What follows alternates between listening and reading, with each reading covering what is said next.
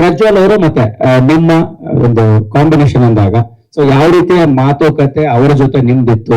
So cinema ಮಾಡುವ ಹಂತದಲ್ಲಿ ಯಾವ ರೀತಿ ಒಂದು ಪ್ರೊಸೀಜರ್ ನಿಮ್ಗೆ ನೆನಪಾಗ್ತಿದೆ ಅನ್ನೋದು, ಮತ್ತೆ ಏನಾದ್ರು ಮನಸ್ತಾಪದ ಪರಿಸ್ಥಿತಿಗಳು ಕಾಣಿಸ್ತಾ ಅಂತ? ಸರ್ ನನಗೆ ಅಂದ್ರೆ ಇದ್ರಲ್ಲಿ ನಾನೊಂದು ಕ್ಯಾಮಿಯೋ ಪ್ಲೇ ಮಾಡ್ತಾ ಇದ್ದೀನಿ, ಒಂದು ಇಂಪಾರ್ಟೆಂಟ್ ರೋಲ್.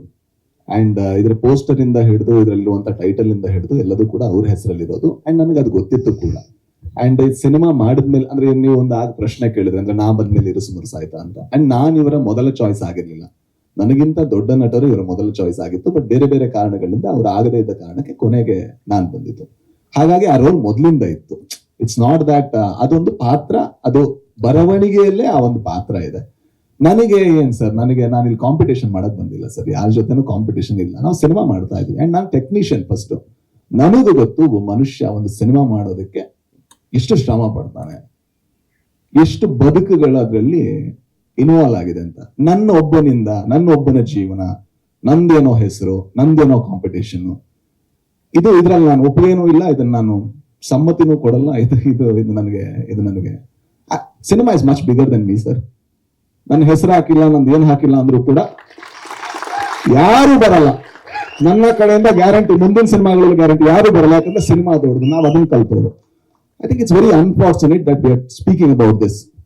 ಒಬ್ಬ ಕುಂದಾಪುರದಿಂದ 9ನೇ ಕ್ಲಾಸಲ್ಲಿ ಮನೆ ಬಿಟ್ಟು ಓಡ್ ಬಂದು ಇವತ್ತೊಂದು ಇಷ್ಟು ದೊಡ್ಡ ಸಿನಿಮಾ ಮಾಡಿ, and we are speaking about ಅದರ ಕ್ವಾಲಿಟಿ. ನೋಡಿ ಸರ್, ಇಡೀ ಇಂಡಿಯಾ ನೋಡುವಂತ ಒಂದು ಸಿನಿಮಾ ಮಾಡಿ ನಾವು ಮಾತಾಡ್ತಾ ಇರುವಂತ ಇಶ್ಯೂ ಇದಾಗಿದೆ ಅನ್ನೋದಿದೆಯಲ್ಲ, ಇಟ್ಸ್ ಸೋ ಸ್ಯಾಡ್. ಅವ್ರೇನಾದ್ರು ಸಿಟ್ಟಿಲ್ಲ ಅಂದ್ರೆ ನಾನು ಒಂದ್ಸಲ ಕೂತ್ಕೊಂಡು ಅವ್ರ ಜೊತೆ ಮಾತಾಡ್ಬೇಕು. ಅಂದ್ರೆ ಮನುಷ್ಯರ ತರ ಮಾತಾಡಿದ್ರೆ ಮಾತ್ರ, ಮನುಷ್ಯತ್ವ ಇಂಪಾರ್ಟೆಂಟ್. ಹಾಗೆ ಮಾತಾಡಿದ್ರೆ ನಾವು ಮಾತಾಡ್ಬೋದೋ ಏನು. ಯಾಕಂದ್ರೆ this is so sad sir. ಏನ್ ಸರ್ ಕಾಂಪಿಟೇಷನ್? ಯಾವ ಕಾಂಪಿಟೇಷನ್ ಹೇಳಿ? ನಂದೊಬ್ಬಂದ ಸಿನಿಮಾ ಸರ್, ಆ ಹುಡುಗಿರ್ ಮಾಡಿಲ್ವಾ? ಮಿತ್ರ ಸರ್ ಮಾಡಿಲ್ವಾ? ಹೆಂಗ್ ಕಾಣಿಸ್ತಾರೆ ಮಿತ್ರ ಸರ್? ಎಂತ ಒಳ್ಳೆ ಕಲಾವಿದ. ಶ್ರೀಧರ್ ಸರ್ ಮಾಡಿಲ್ವಾ ಸರ್? ಅವ್ರು ಎಷ್ಟು ಜನ ನೋಡಿದ್ದಾರೆ? ಏನ್ ಸರ್ ಅವ್ರಿಗಿಂತ ದೊಡ್ಡ ಕಲಾವಿದನ ಸರ್ ನಾನು? ಅವ್ರ ಹೆಸರಿದೆಯಾ ಸರ್ ಪೋಸ್ಟರ್ ಅಲ್ಲಿ? This is so unfortunate sir. This is ತುಂಬಾ ಜನ ಕೇಳ್ತೀವಲ್ವಾ, ಯಾಕೆ ನಮ್ಮ ಇಂಡಸ್ಟ್ರಿ ಉದ್ಧಾರ ಆಗಲ್ಲ ಅಂತ. ಒಂದು ಕಾರಣ ಇದು ಕೂಡ. ಯಾಕಂದ್ರೆ ನಾವು ಕೊಲಾಬರೇಷನ್ ಅಲ್ಲಿ ಇಲ್ಲ ಸರ್. ನನಗೆ ಈ ಸಿನಿಮಾದಲ್ಲಿ ಪ್ರಜ್ವಲ್ ದೇವರಾಜ್ಗೆ ದೊಡ್ಡ ಹೆಸರು ಬಂದ್ರೆ ನಾನು ಬಹಳ ಖುಷಿ ಸರ್. ಕನ್ನಡಕ್ಕೆ ಇನ್ನೊಬ್ಬ ನಟ, ಮತ್ತೊಬ್ಬ ಇನ್ನೂ ದೊಡ್ಡ ಸ್ಟಾರ್ ಆಗಿ ಬೆಳೆದ. ಮಿತ್ರ ಸರ್ಗೆ ಏನಾದ್ರೂ ಹೆಸರು ಬಂದ್ರೆ I am so proud, I am so happy. ಯಾಕಂದ್ರೆ ಆ ಕಲಾವಿದ ಡಿಸರ್ವ್ ಮಾಡ್ತಾನೆ. ಅವ್ರ ಹತ್ರ ಕಿತ್ಕೊಂಡು ನಾನು ಏನ್ ಸರ್ಗೆ ನನಗೆ ಈ ಸಿನಿಮಾದಲ್ಲಾಗ್ಲಿ ಮುಂದೆನೂ ಹಿಂದೆನೂ ಮಾಡಿದ್ದೀನಿ. ನಾನು ಖಳನಾಯಕನಾಗೂ ಮಾಡಿದ್ದೀನಿ.